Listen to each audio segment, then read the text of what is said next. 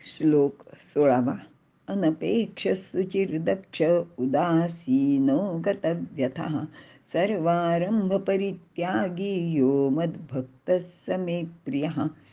अर्थ: निरपेक्ष, सुचिरभूत, दक्ष, कोणतेही काम आळस सोडून करणारा, जो फळाबद्दल किंवा उपभोगाबद्दल उदासीन आहे, ज्याला कोणताही विकार चाळवू शकत नाही आणि ज्याने काम्य फलाचे सर्व आरंभ म्हणजे उद्योग सोडले आहेत, असा जो भक्त आहे तो भगवंताला प्रिय आहे, असे श्रीकृष्ण अर्जुनाला इथे सांगत आहेत.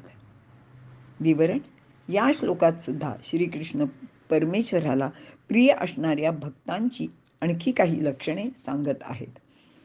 अनपेक्ष, निरपेक्ष म्हणजे मला एखादी गोष्ट हवी किंवा कोणीतरी मला काहीतरी द्यावे अशी इच्छा न करणारा. यामध्ये कोणीतरी आपल्याला सतत मदत करावी, आपल्याला मान सन्मान द्यावा, एखाद्या कामाचा लोकांनी खूप गौरव करावा, स्तुती करावी, अशा प्रकारची कोणतीही अपेक्षा जो बाळगत नाही तो निरपेक्ष. या भक्ताला कोणाकडून काहीच नको असते. तो अगदी परमेश्वराकडून सुद्धा काही मिळावे अशी कधीच अपेक्षा करत नाही.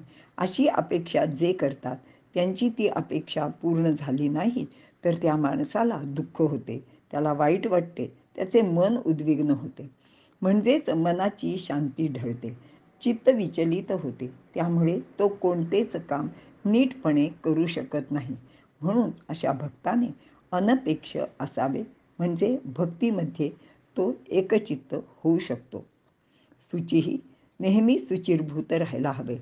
मन निर्मळ निर्दोष असावे, पण यामध्ये मनाबरोबर शरीराने, बुद्धीने म्हणजेच विचाराने निर्मल, निर्दोष व पवित्र असणे महत्त्वाचे आहे.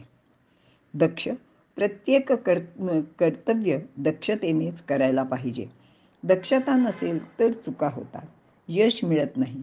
पण दक्षतेने काम करण्यासाठी आळसाचा त्याग करावा लागतो. म्हणजेच प्रत्येक गोष्ट करताना मनाने, शरीराने, बुद्धीने सुद्धा दक्ष असावे लागते. म्हणजेच कर्माचे कौशल्य इथे फार महत्त्वाचे असते. यामध्ये भगवंताची भक्तीसुद्धा दक्षतेने करावी लागते. उगाचच अंधश्रद्धा मनात ठेवून काही करणे म्हणजे भक्ती नसते. तर परमेश्वराला नक्की काय हवंय, त्याला काय आवडतं हे लक्षात घ्यावे आणि नेमके तेच करावे. मात्र बाकीचे अवडंबर महत्त्वाचे नसते हे सुद्धा लक्षात घेऊन आपल्या भक्तीने भगवंताला प्रसन्न करून घेण्याचा माणसाने प्रयत्न करावा. उदासीन, कोणत्याही प्रसंगाने हुरळून जाऊ नये किंवा खचून सुद्धा जाऊ नये. मनाची स्थिरता फार महत्त्वाची असते. एखादी गोष्ट अनुकूल घडली तर माणसे आनंदाने हुरळून जातात किंवा अनपेक्षित आलेल्या संकटाने खचून सुद्धा जातात, अगदी कोलमडून पडतात. अशावेळी माणसाने शांत मनाने विचार केला तर दोन्ही गोष्टीतून तो निभावून जाऊ शकतो. थोडक्यात प्रत्येक गोष्टीकडे तटस्थ वृत्तीने पाहावे आणि त्याचा स्वीकार करावा.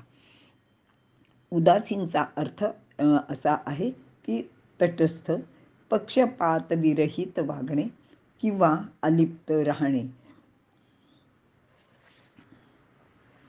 गतव्यथा, आपल्या मनानेच सर्व व्यथा नाहीशा कराव्यात. कारण आजूबाजूची परिस्थिती आपण कधीच बदलू शकत नाही. पण त्या परिस्थितीकडे तटस्थपणे किंवा उदासीन वृत्तीने आपण पाहू शकतो. शिवाय आपल्यावर येणारे दुःखद प्रसंग, संकटे यांना आपण थांबवू शकत नाही. पण त्याला धीराने तोंड देऊन किंवा त्या गोष्टीचा बावू न करता आपण त्यावर मात तर नक्कीच करू शकतो. आपल्या आप्तेष्टांचा वियोग आपल्याला दुःखकारक वाटतो, पण जी गोष्ट अटळ आहे तिच्याबद्दल कधीही दुःख करू नये. दुसऱ्या अध्यायात अशाच प्रकारचा उपदेश भगवंतांनी केलेला आहे. सर्वारंभ परित्यागी, सर्व कार्याचा आरंभ करण्याचे टाळावे किंवा कोणत्याही कार्याची सुरुवात करू नये. जे भगवंताचे इच्छेप्रमाणे होते त्याचा स्वीकार करावा. मग आपण काहीच न करता स्वस्थ बसून आळसात राहायचे का, असा एक प्रश्न आपल्या मनात निर्माण होतो. अर्थातच याचे उत्तर नाही असेच आहे. मग सर्वारंभाचा परित्याग कसा काय करणार? कारण कोणतेही काम करायचे झाल्यास त्याचा आरंभ तर करावाच लागतो. आणि मग अशा वेळी काय करावे? भगवान श्रीकृष्णाला असे सांगायचे आहे की 2 मुख्य हेतू आहेत.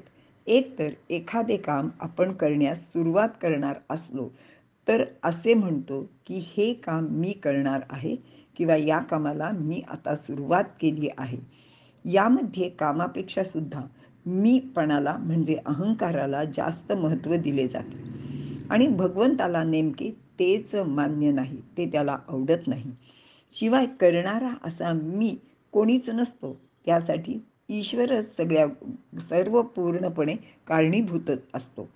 म्हणजे करता व करविता तोच असतो. म्हणून स्वतः एखाद्या कामाला आरंभ न करता आपल्या वाट्याला येईल ते काम मुकाट्याने स्वीकारावे.